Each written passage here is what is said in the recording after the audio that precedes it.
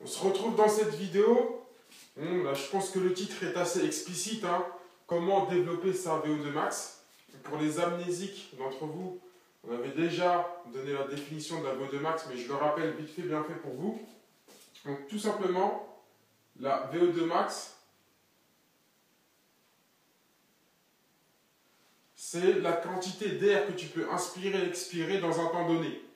Et souvent, on assimile la VO2 max en litres par minute. Donc, on a ici la quantité, les litres, et le temps par minute. Si on n'est pas un peu teubé, on peut vite constater qu'il y a d'une part un facteur intensité et d'une autre part un facteur temps. Donc, tout bonnement, lorsqu'on va dresser notre courbe,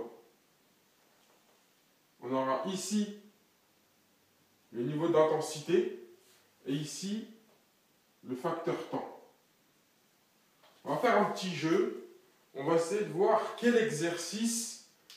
quel exercice on a ce maximum de volume dans un temps défini. Par exemple, 3 minutes. Là, il y a 1 minute, 2 minutes, 3 minutes. Et le but du jeu, justement, c'est d'arriver à un niveau de litres par minute en moyenne. Que ce soit sur 10 minutes, 20 minutes, c'est pareil.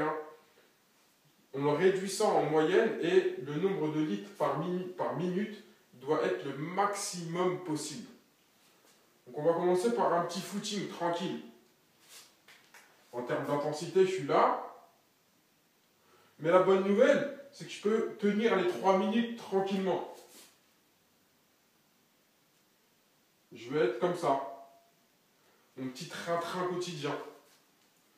Donc là, si je ramène à 1 minute, ça sera moyen. Ça sera à ce niveau-là. C'est une médiane.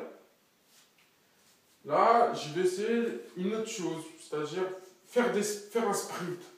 Je vais faire un sprint. Mais je vais être à un maximum.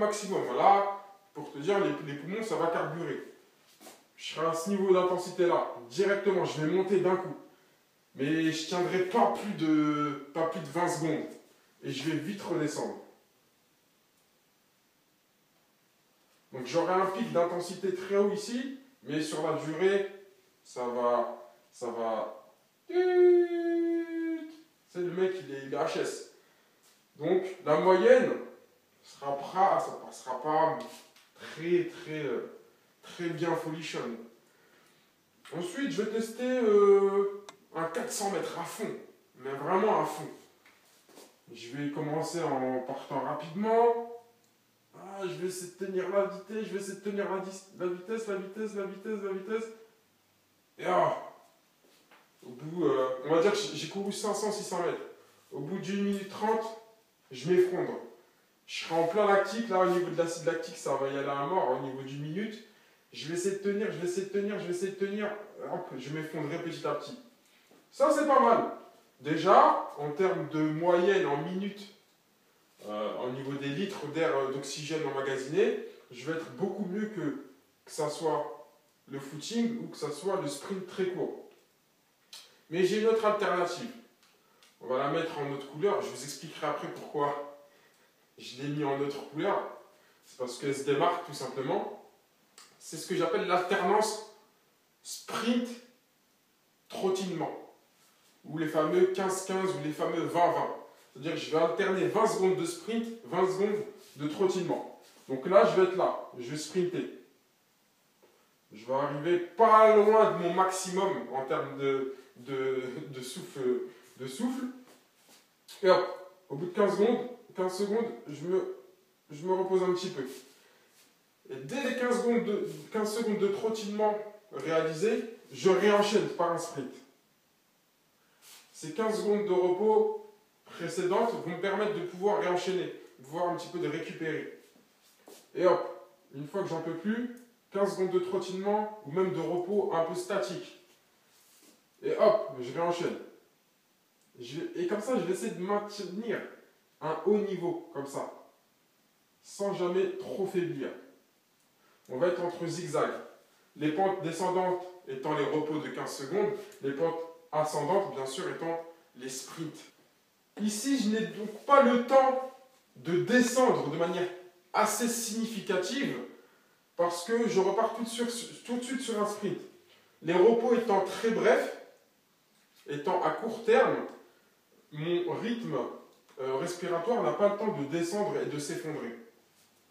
Donc maintenant, on va procéder par élimination pour voir à la fin qu'est-ce qui nous arrange le mieux pour voir. Donc maintenant, on va procéder par élimination, hein, si vous le voulez bien. On va voir, pour en déduire justement ce qui nous arrange le mieux dans le développement de la VO2 max. Donc on est tous d'accord sur le fait que, certes, le footing nous permet de durer dans le temps, mais c'est vraiment pas assez intense pour pouvoir travailler la VO2 max. Donc ça, je l'élimine d'office. Le sprint, c'est intéressant, c'est intéressant, mais c'est pas assez suffisant. C'est pas assez suffisant. Si je fais la moyenne, si je trace une moyenne sur 3 minutes, je vais avoir 1 minute où je serai bien, et sur les 2 autres minutes, ça sera carrément le néant. Donc la moyenne, elle se situera à peu près au même niveau que le footing. Donc ça aussi, je l'élimine.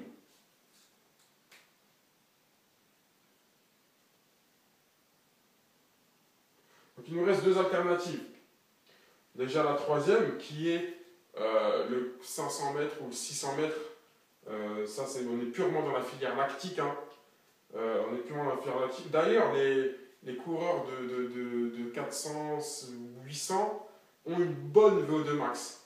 Mais, justement, on voit que le fait qu'il n'y ait pas de repos joue un rôle prépondérant dans la limite de cette activité, dans le sens où l'acide lactique va intervenir au bout d'1 minute 30, ce qui va vous sécher et qui va faire que vous n'aurez pas un rythme cardio-pulmonaire assez élevé. C'était bien joué, mais pas assez suffisant. Il nous reste, bien entendu, notre grand lauréat, le travail par intermittence. Le travail par intermittence, c'est très judicieux parce que les courts repos vont nous permettre de récupérer et de pouvoir enclencher sur un sprint. Ce repos-là sera suffisant pour maintenir un haut niveau de carburation respiratoire, mais elles ne sont pas assez longues pour pouvoir descendre dans les méandres de l'intensité. Donc ça nous permet de rester un petit peu la tête en dehors de l'eau un petit peu à chaque fois. Ce qui fait que sur la longueur, on va avoir une capacité respiratoire et un nombre de litres par minute très élevé. Que ce soit sur des efforts de 5, 6, 7, 8, 9, 10 minutes, on va toujours avoir une moyenne de litres par minute très élevée grâce à ce petit joker qui est le repos partiel. Ça, c'est ce qu'on appelle le travail à VMA. Et ça porte bien son nom parce que VMA veut dire valeur maximale aérobique. C'est vraiment sur la longueur ce que tu peux faire de mieux en termes d'intensité. Je viens de me rendre compte que j'ai fait un gros gribouillis, bon c'est pas grave, l'important c'est que vous me compreniez. Attention, j'aimerais ouvrir une parenthèse, c'est qu'on entend souvent dire ouais, il faut que je travaille ma VMA, il faut que je développe ma VMA. Ça ne veut strictement rien dire. La VMA, c'est juste un outil, c'est juste un moyen. Ce qu'on cherche à développer, c'est la VO2 max.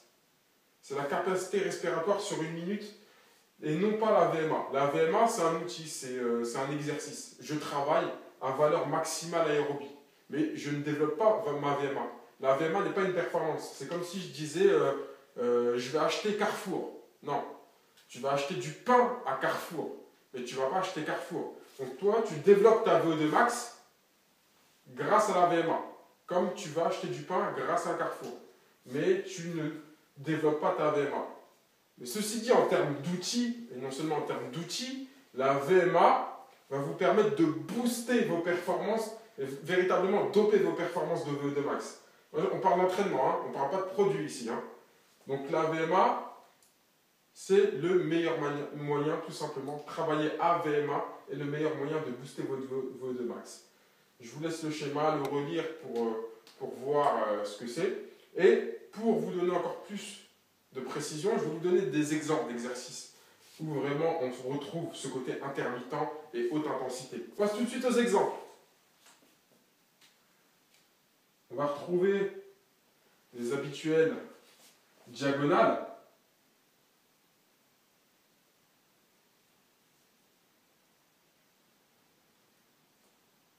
J'espère que j'ai écrit assez gros. Les fameux 15-15, comme je viens de l'évoquer. Ou les 20-20 si vous êtes plus aguerri. Moi, je vous conseille de commencer par 15-15 et passer sur 20-20 après. Les 15-15, c'est tout simplement 15 secondes de sprint, 15 secondes de trottinement. Faire, on va dire, je ne sais pas moi, 2-3 km sur ce mode-là. 15 secondes de sprint, 15 secondes de trottinement. Vous pouvez faire 15-15 en termes de mètres. 15 mètres en sprint, 15 mètres en trottinement. 20 mètres en sprint, 20 mètres en trottinement. C'est comme vous voulez. Il y a également ce qu'on appelle les navettes. Là, on va jouer un petit peu sur le statique. Le statique, tant qu'il est effectué en moins de 5 secondes, c'est pas gravissime. Donc les navettes, c'est ce qu'on peut retrouver par exemple dans un test Luc léger. C'est-à-dire que vous allez d'un point A à un point B en ayant 2-3 secondes de repos et de repartir en sprint vers l'autre point. Ça, c'est les navettes. Après, j'ai d'autres petits exercices que je garde au chaud, que je ne vous dis pas maintenant, pour la bonne raison qu'elle est présente dans ma formation et dans les plannings. Donc je vais vous laisser un petit peu la surprise et découvrir ça quand vous allez regarder le planning que je vous ai réservé. Et je vous dis à très vite.